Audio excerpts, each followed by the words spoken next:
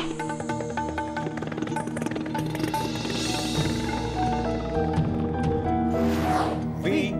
the people of India, having solemnly resolved to constitute India into a sovereign, socialist, secular, democratic republic, and to secure to all its citizens. শুরু করলাম আজকের চতুর্থ স্তম্ভ। আমি সুচন্দ্রিমা, নমস্কার। ভারতবর্ষের সংসদের দরজাটা উত্তরপ্রদেশে আছে। যে বসবে মসনদে তাকে উত্তরপ্রদেশে ভালো ফল করতেই হবে। এটা ভারতীয় রাজনীতির সাধারণ নিয়ম। আসুন সেই ইতিহাসটা একটু দেখে নিই। ৭৭ থেকে শুরু করা যাক। সেবার উত্তরপ্রদেশে রায়বেরেলিতে স্বয়ং ইন্দিরা গান্ধী হেরেছিলেন। ৮৭টা আসনের মধ্যে কংগ্রেস পেয়েছিল ২টো আসন। উল্লেখযোগ্য ছিল গোরখপুর। ৮০তে ইন্দিরা গান্ধী ফিরে এলেন। উত্তরপ্রদেশে ৫৬টা আসন পেয়েছিলেন। এরপর ১৯৮৪ রাজীব গান্ধী ক্ষমতায় এলেন। উত্তরপ্রদেশে কংগ্রেস ৮৬টা আসন পেয়েছিল। ৮৯-এ ভিপি সিং এর সরকার। ইউপিতে কংগ্রেস পেয়েছিল ১৫টা আসন। আসুন ২০১৪-তে নরেন্দ্র মোদী ক্ষমতায় এলেন। উত্তরপ্রদেশ বিজেপি ৭১টা আসন নিজেরাই পেয়েছিল। ২০১৯ আবার নরেন্দ্র মোদী, এবার কমেছিল, কিন্তু তাও ৬২ জন সাংসদ এনডিএর ছিল।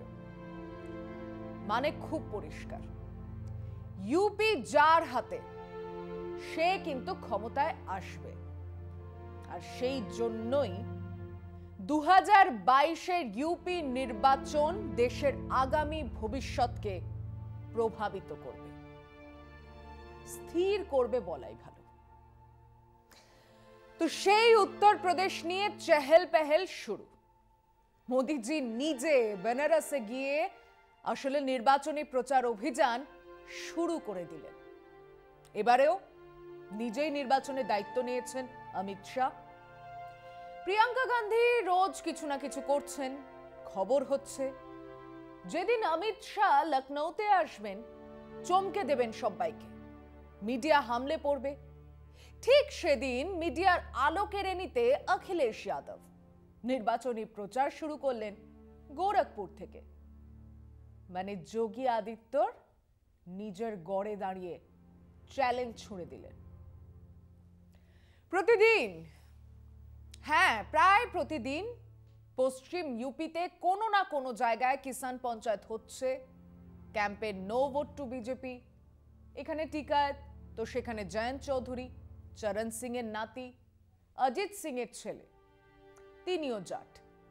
ওদিকে লন্ডন স্কুল অফ ইকোনমিক্স থেকে পড়াশোনা করেছেন। ওধারে সোহেল দেব ভারতীয় সমাজ পার্টির ওম প্রকাশ রাজভর ছিলেন এনডিএর সঙ্গে। এবার সমাজবাদী পার্টির সঙ্গে জোট ঘোষণা করে দিলেন। সব মিলিয়ে যত কাণ্ড এখন কাঠমান্ডুতে নয়, উত্তরপ্রদেশে। এবং প্রতিটা কাগজ, টিভি, মিডিয়া তাদের স্ট্র্যাটেজি তৈরি করে মাঠে নেমে পড়েছে।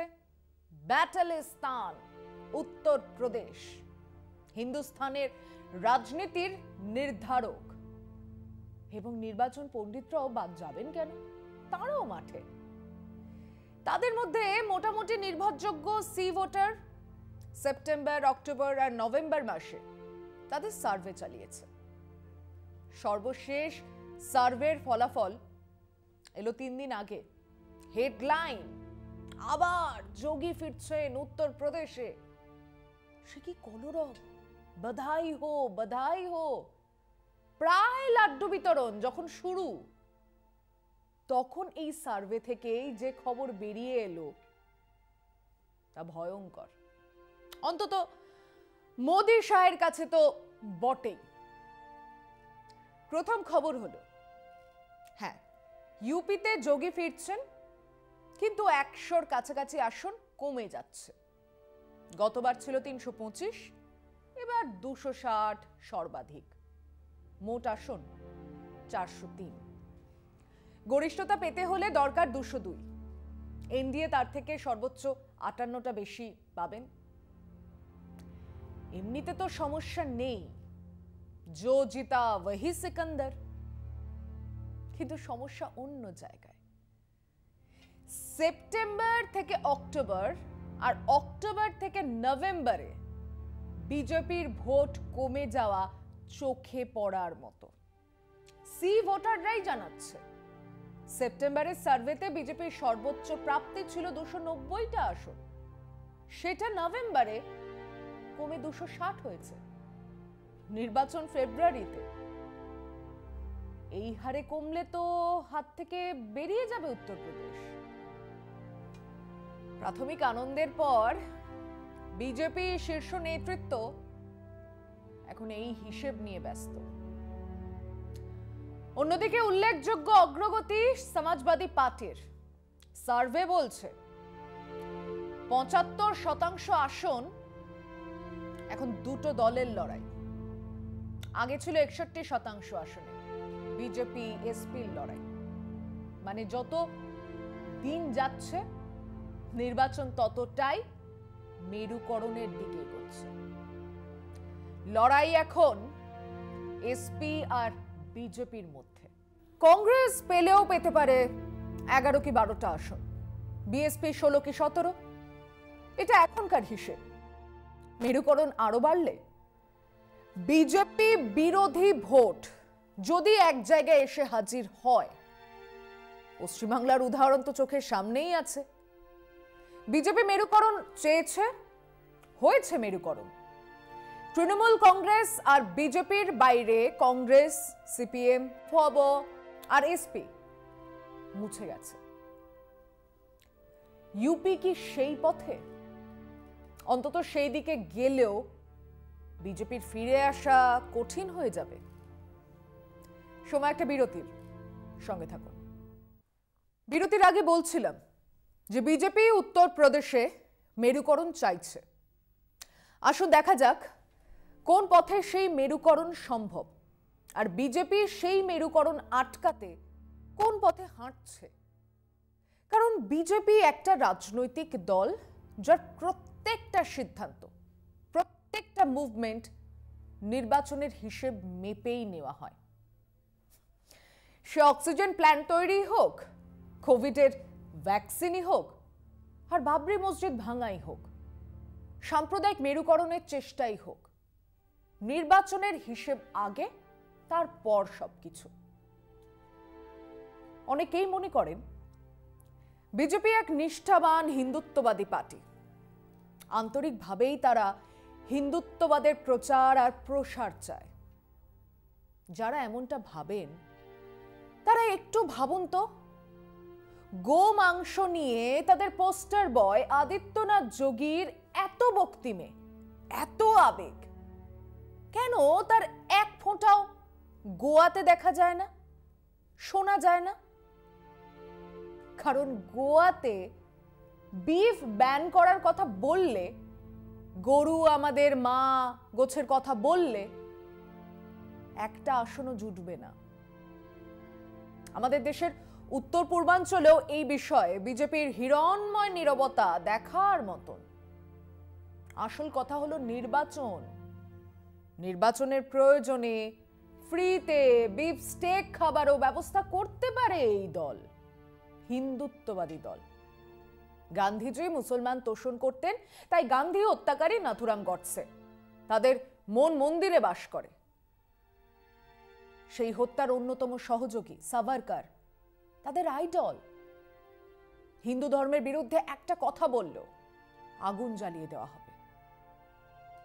কিন্তু দক্ষিণের আন্নাদুরাইয়ের আন্দোলন, দ্রাবিড় আন্দোলন সেই হিন্দুত্ববাদের শেকড় ধরে টান দিয়েছে। তাদের নেতারা ঘোষিতভাবেই নাস্তিক। তাদের সঙ্গে হাত মেলাতে বিজেপির কোনো আপত্তি কোনোদিনও দেখেছেন? দেখবেনও না। তামিলনাড়ুতে হয় ডিএমকে, না হলে এআইএডিএমকের সঙ্গে বোঝাপড়া ছাড়া রাজনীতি অবান্তর। সে কথা জানে বলেই বিজেপির নেতারা তাদের সঙ্গে বোঝাপড়ায় গেছে, একবার নয় বহুবার। ফেরা যাক মূল আলোচনায়। মেরুকরণ কেন হবে? তার প্রথম কারণ তো বিজেপি নিজেই।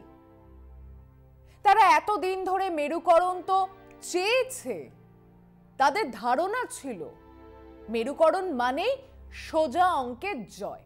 মুসলিম বা সংখ্যালঘু ভোট চাই না, তাদের ভোট বিরোধীদের মধ্যে ভাগ হয়ে যাক, তারপর বাকি 70 কি 75% ভোটের 50, 60 কি 65% পেলেই দেশের ক্ষমতা বিজেপির হাতে থেকে যাবে। তারা এই অঙ্ককেই তাদের রাজনীতি, তাদের দর্শন, তাদের প্রচারের প্রতিটা পরতে মিলিয়েছে। যেটা খেয়াল করেননি সেটা হলো সংখ্যালঘুদের পিঠ দেওয়ালে ঠেকে গেলে তারা স্ট্র্যাটেজিক ভোটে যাবে। তাদের আপাত পছন্দ হোক বা না হোক, যারা বিজেপিকে হারাতে পারবে সেখানেই জমা হবে। তারা তাদের ভোট ভাগ হতে দেবে না। সেখানে আসাউদ্দিন ওয়েসির প্রার্থী থাকুক বা ফুরফুরা শরীফের ভাইজানের প্রার্থী, সংখ্যালঘু মানুষজন সেসবে কান দিচ্ছেন না। দিলে কমরেড সেলিম হেরে যেতেন না। অন্য ভুলটা হলো সংখ্যাগুরু ভোটের বিরাট অংশ, ইনফ্যাক্ট তাদের দর্শক গরিব মানুষজনকে খুব সহজেই হিন্দুত্বের নামে এককাট্টা করা যায় বটে, কিন্তু পেটের খিদে তো তাতে মেটে না। আর সেই খিদে না মিটলে তাদের ভোটও কিন্তু সরে যেতে পারে। আর বিজেপির ক্ষেত্রে তাই হচ্ছে, তাই হতে চলেছে। তাদের মেরুকরণের সহজ হিসেবটা ক্রমশ আকর্ষণ হারাচ্ছে। ক্রমশ গরিব সংখ্যাগুরু মানুষজনের ভোট সরে যাচ্ছে অন্যদিকে। সি ভোটারের সার্ভে তো তাই বলছে। ঠিক এই মুহূর্তে প্রায় 46% মানুষ উত্তরপ্রদেশের সরকারের পতন চায়। কেন? তার সবচেয়ে বড় কারণ হলো আনএমপ্লয়মেন্ট, বেকারি। অন্য কারণ হলো মূল্য বৃদ্ধি। এই আলোচনায় ফিরছি আরো একটা বিরতির পর। সেই কবে কবির বলে গিয়েছিলেন, ভুখা পেট না ভজত গোপালা। অভুক্ত মানুষ গোপালের পুজো করে না। অন্য আরেক বড় কারণ হলো কৃষক আন্দোলন। প্রতিদিন পশ্চিম উত্তরপ্রদেশের কোনো না কোনো অঞ্চলে কিষাণ পঞ্চায়েত হচ্ছে, মানুষ জড়ো হচ্ছেন। যারা ভাষণ দিচ্ছেন তারা কেউই ভোটে দাঁড়াননি, দাঁড়াবেনও না, কিন্তু তারা 3 কৃষি আইন নিয়ে কথা বলছেন। এর ফলে কৃষকদের কিভাবে পথে বসতে হবে তা ব্যাখ্যা করছেন।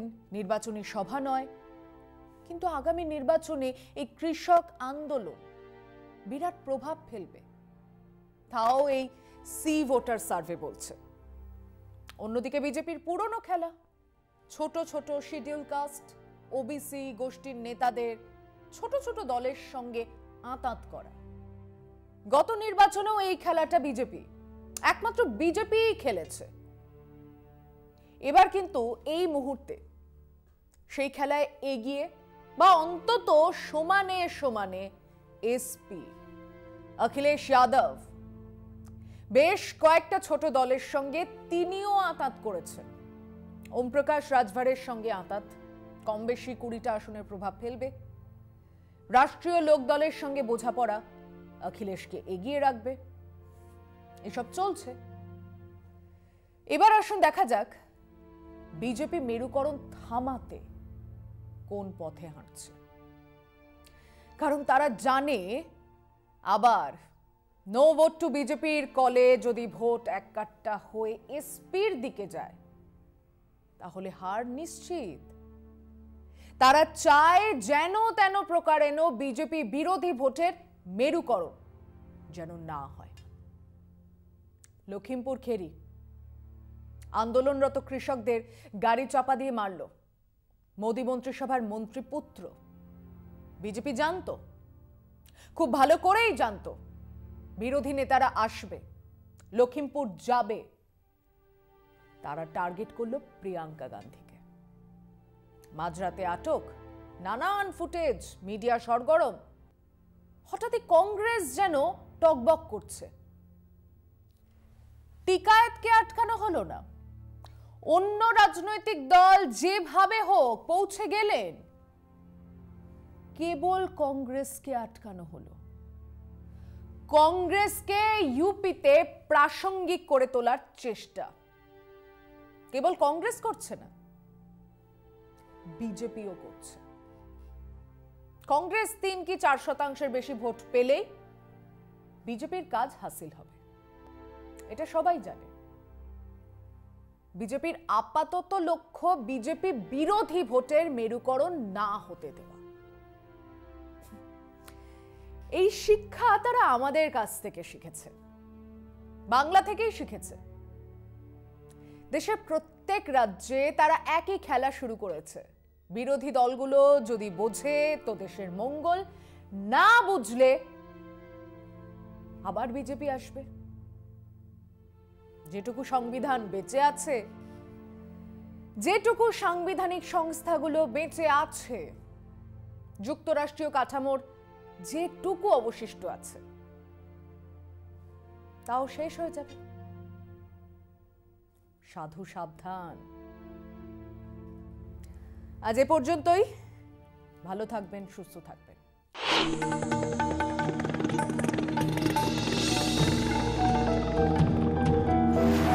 We, the people of India, having solemnly resolved to constitute India into a sovereign, socialist, secular, democratic republic, and to secure to all its citizens